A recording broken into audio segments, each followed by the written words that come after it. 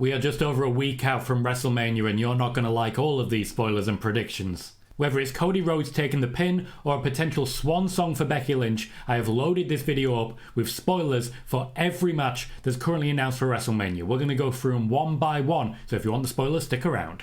We start with Becky Lynch versus Rhea Ripley, and it's going to be a cold day in hell before Becky Lynch makes it out of this one unscathed. Rhea Ripley is not only going to win, she's going to look like the biggest name in the industry, defeating Becky Lynch before Becky Lynch's contract is set to expire at current in June, which means it might be a going away present for Becky. While there are positive noises coming out of WWE about Becky potentially signing, the focus right now is on Drew McIntyre, and Becky Lynch herself has confirmed that she's not been contacted by the WWE yet. She's about to embark on a book tour and potentially about to take up some acting roles, so I would expect to see Becky Lynch popping up a lot more often outside of WWE than inside of WWE for a while. For Rhea Ripley's part, she still has a date with Destiny in this case being Bianca Belair at some point in the future. That's who I see taking the belt away from Rhea.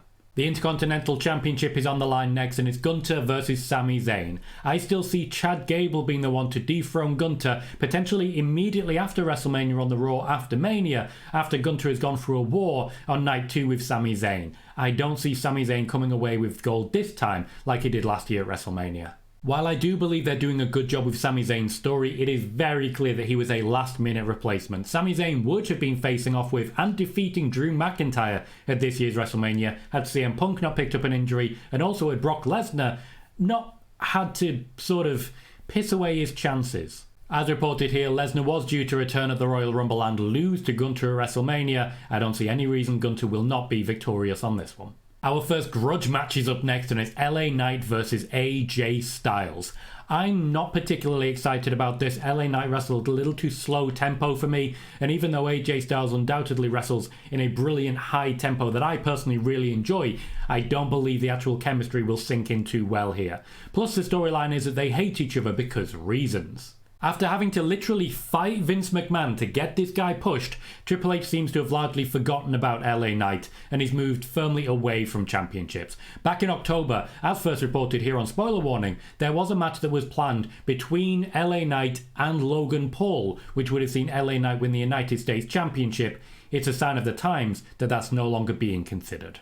AJ Styles picks up the win here with one of his very few remaining opportunities at a WrestleMania match. Tag Team Carnage ensues next. 6 teams and ladders, and absolutely no chance of Hardy Boys. Just going to throw that out there immediately for those who haven't quite got the message yet. The teams in question will be Judgment Day, the current champions, DIY, The Awesome Truth, The New Day, New Catch Republic, and A-Town Down Under. The Street Profits will lose due to AOP, and it looks like we're going to get a 6-man tag match at WrestleMania instead for them. You can very much see a new generation of tag team division being built by Triple H here, and that is a long-term plan. To get the championships away from the Judgment Day, Damian Priest can move on to other things, the Judgment Day can move on to other things, Finn Balor might move on to a different wrestling company entirely, and a new division can be built around new champions, DIY. That's what I've got for this one, although when you look at the teams involved, you know this is going to be bedlam, you know this is going to be insanity, and you know ladders are going to get broken.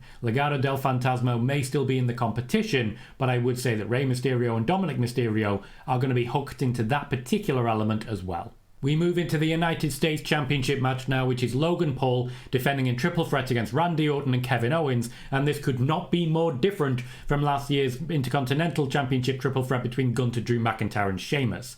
This will have one clear high flyer, one classic brawler, and one slow, methodical technician. Again, it's a clash of styles that I don't necessarily see gelling too well, but thankfully Kevin Owens will be the bridge between working the Randy Orton style and working the Logan Paul style. The actual Logan Paul and Randy Orton section will likely be the least interesting of the lot. The return of Randy Orton changed this match from what it would have been LA Knight versus Logan Paul, meaning Randy Orton essentially bumped LA Knight out of the way and has been doing him favours ever since to try and make up for that. The way I'm looking at this, Kevin Owens is a surprise inclusion, but he's also an obvious choice. He wasn't originally meant to be in the match, but they didn't actually have anything for Kevin Owens and Sami Zayn until the last couple of weeks.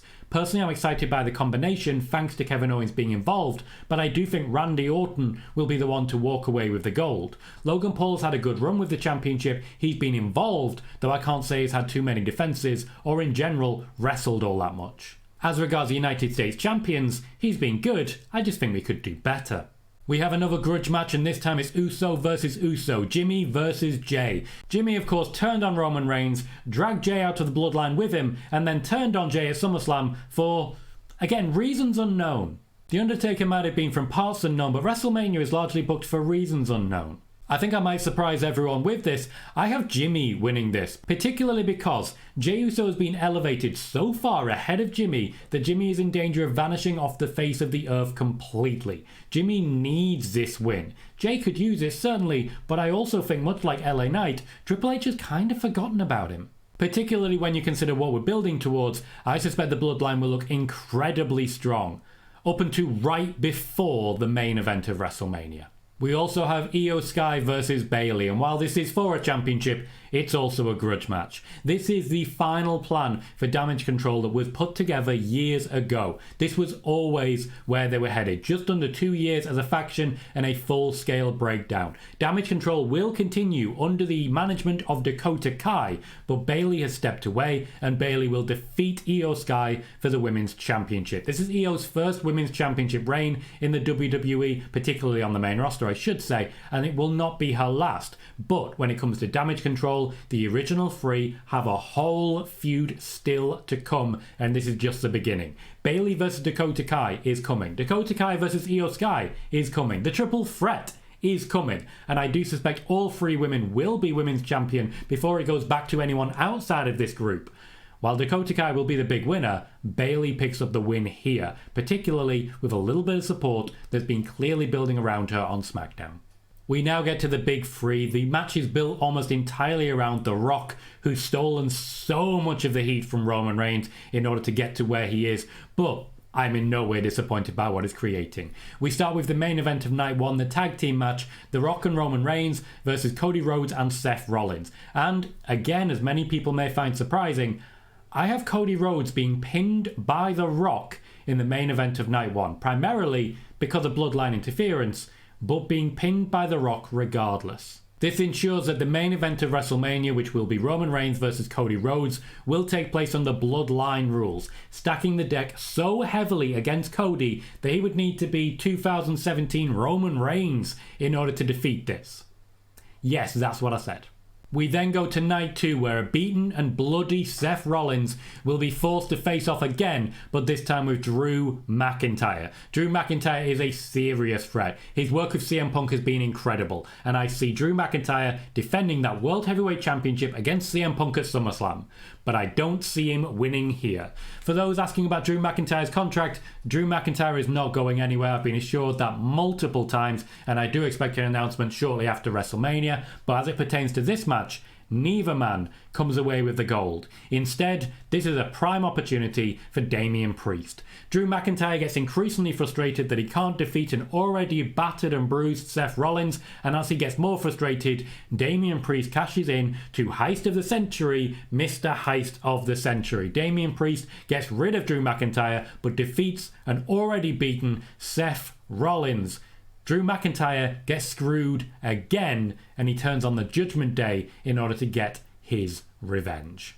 Finally, under bloodline rules, we have Roman Reigns versus Cody Rhodes. We will have The Rock at ringside, we'll have Solo Sikoa at ringside, we'll have Jimmy Uso just randomly attacking Cody Rhodes, just constantly during the match, and the announcement team constantly reminded us that yeah, that's fine, this is how it goes. This is also the point I expect the full-scale revenge plan to come into play. Yes, I see John Cena at WrestleMania, yes, I see CM Punk at WrestleMania, and yes, I see Stone Cold Steve Austin at WrestleMania as well. I also see a little bit of revenge from Seth Rollins getting involved in this too. A little bit of Jey Uso getting involved in this too. I see absolute carnage. A massively overbooked mess that in many ways is the only way you can book a main event of WrestleMania. But once it is all settled, once all the smoke is cleared, Cody Rhodes will be your new WWE